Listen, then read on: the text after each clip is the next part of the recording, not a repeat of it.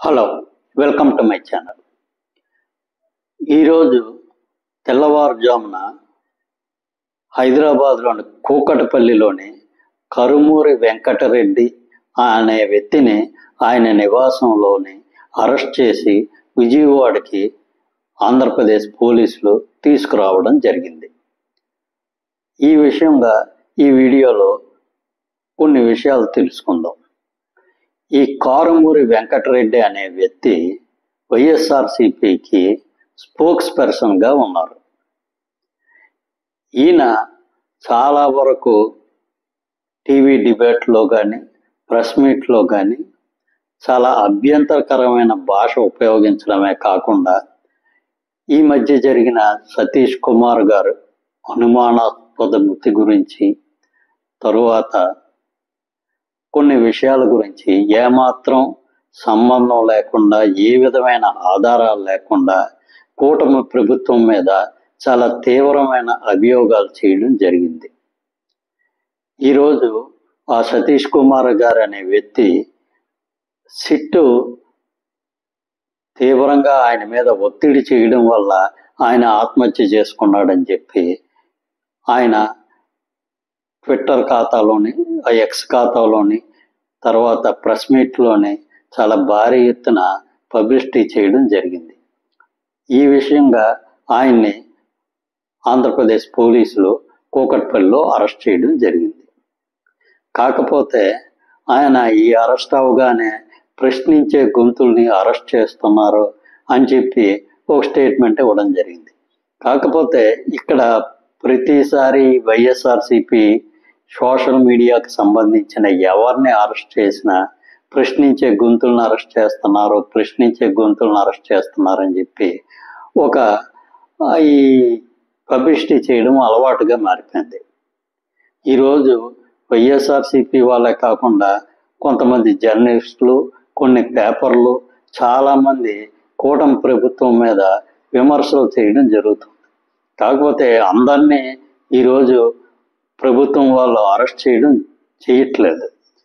కొంతమందిని అరెస్ట్ చేస్తున్నారు. ఎవరిని అరెస్ట్ చేస్తున్నారంటే అసలు ఏమాత్రం ప్రాథమిక ఆధారాలు కూడా లేకుండా నోటుకు వచ్చినట్టు ఏది పడితే అది మాట్లాడేసి వ్యక్తిగతమైన దూషణలకు వెళ్ళి అనవసరమైన విషయాల గురించి లేనిపోని పుకార్లు లేవనెత్తి ఈ సామాజిక మాధ్యమాల్లోని కొన్ని ఛానల్స్లోని డిబేట్లోని ఇష్టం వచ్చినట్టుగా మాట్లాడడం వల్ల అటువంటి వ్యక్తుల్ని అరెస్ట్ చేయడం జరుగుతుంది.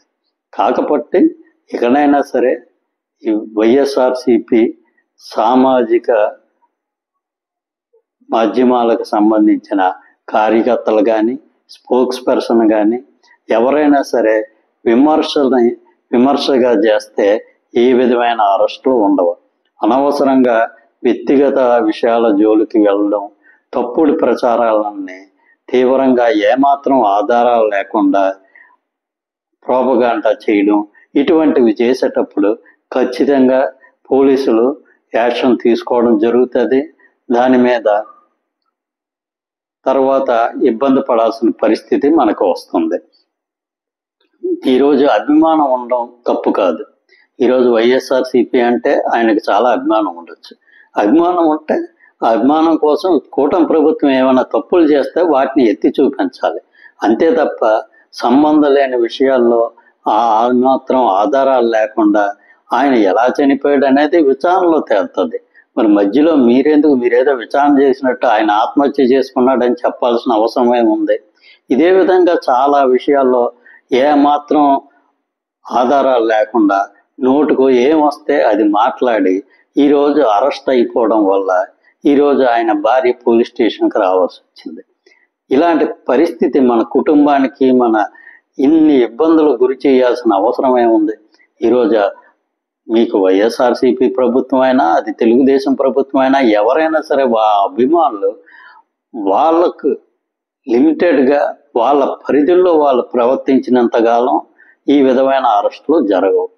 అనవసరంగా ఈరోజు పరిధి దాటి మాట్లాడి ఈరోజు ఆయన అరెస్ట్ అవడం వల్ల ఈరోజు ఆయన కుటుంబం అనేది చాలా వరకు ఇబ్బందులు పడే పరిస్థితి రావడం జరిగింది.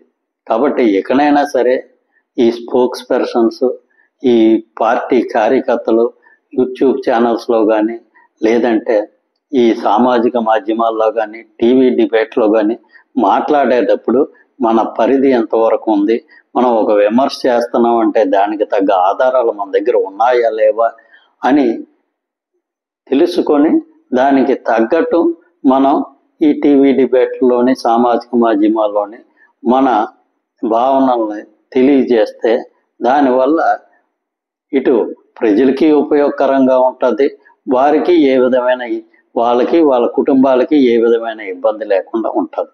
కాబట్టి ఇకనైనా సరే ఈ యూట్యూబ్ కార్యకర్తలు ఈ సామాజిక మాధ్యమాల్లోని ఈ పోస్టులు పెట్టేవారు జాగ్రత్తలు తీసుకుంటారని ఆశిద్దాం. Thank you.